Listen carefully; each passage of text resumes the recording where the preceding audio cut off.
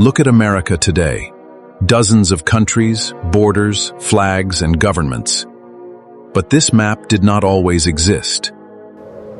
Centuries ago, much of this land was controlled by European empires, while indigenous nations ruled and inhabited vast territories.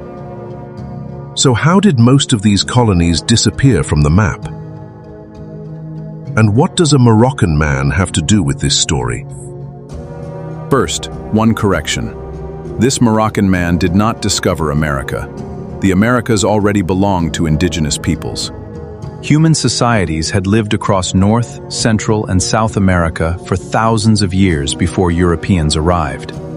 But after European voyages across the Atlantic, the political map of the Americas began a transformation that would last for centuries. And far away in Morocco, on the Atlantic coast, a man from the city of Azemmour was about to enter that history.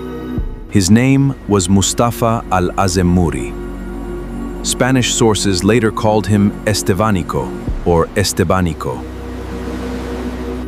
In 1528, Mustafa crossed the Atlantic as part of the expedition led by Spanish explorer Pánfilo de Narváez. The expedition reached Florida, searching for territory, wealth, and opportunities for the expanding Spanish Empire. But almost everything went wrong. Disease, hunger, violence, and the hostile environment began destroying the expedition. The expedition became separated from its ships, leaving hundreds of men struggling to survive far from Spanish settlements. The survivors built crude boats and attempted to escape along the Gulf Coast, hoping to reach Spanish territory. But the Gulf of Mexico showed no mercy. Storms, hunger, and exhaustion turned their escape into another catastrophe. Eventually, Mustafa and a handful of survivors reached the coast of what is now Texas. Think about that moment. A Moroccan man standing in Texas, centuries before Texas or the United States existed as we know them. Mustafa became one of only 4 survivors who would continue this extraordinary journey across the unknown. They encountered indigenous communities, experienced captivity, and spent years surviving in an environment completely unfamiliar to Europeans. For nearly 7 years, the survivors lived among indigenous communities, moving through a vast and uncertain landscape before finally escaping south toward Mexico. Eventually, their journey continued southward through deserts, rivers, mountains, and indigenous territories toward present-day Mexico.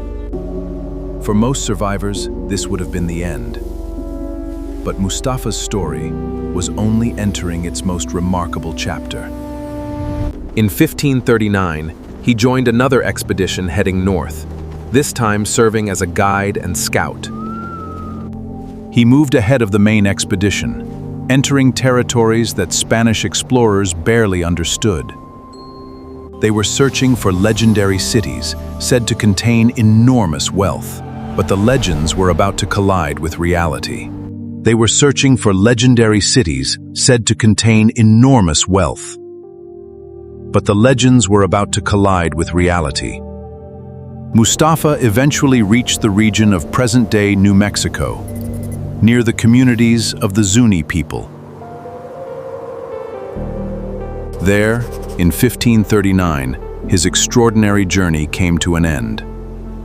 Mustafa was killed near the Zuni settlement of Hawiku. Yet the story he entered was much larger than one man. It was the beginning of a massive transformation of the Americas. Spain, Portugal, Britain, and France established colonies and territories across enormous parts of the Americas. For centuries, European empires controlled vast territories, extracted resources, and reshaped political and economic systems. Then, during the 18th and 19th centuries, the old colonial order began to fracture. In 1776, 13 British colonies declared independence, beginning the creation of the United States. Decades later, independence movements spread across Spanish America, challenging centuries of colonial rule.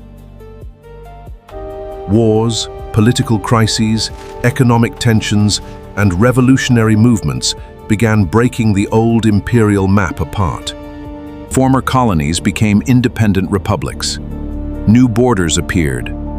Spanish and Portuguese imperial control dramatically declined. Brazil followed a different path, declaring independence from Portugal in 1822 and becoming an independent empire. But colonialism did not completely disappear. Some territories in the Americas remain connected to Europe. One example is French Guiana, located in South America. French Guiana remains part of France, while several Caribbean and Atlantic territories retain different forms of European political connection. And now, return to Mustafa.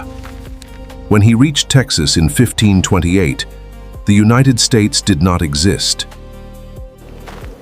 Neither did modern Mexico, modern Texas, or most of the countries whose borders now dominate the map. A man from Azemmour had crossed into a world, before its modern nations were born, and before its modern borders had even been imagined. Mustafa al-Azemmouri did not discover America. He did something stranger. He entered its history before America became the map we know today.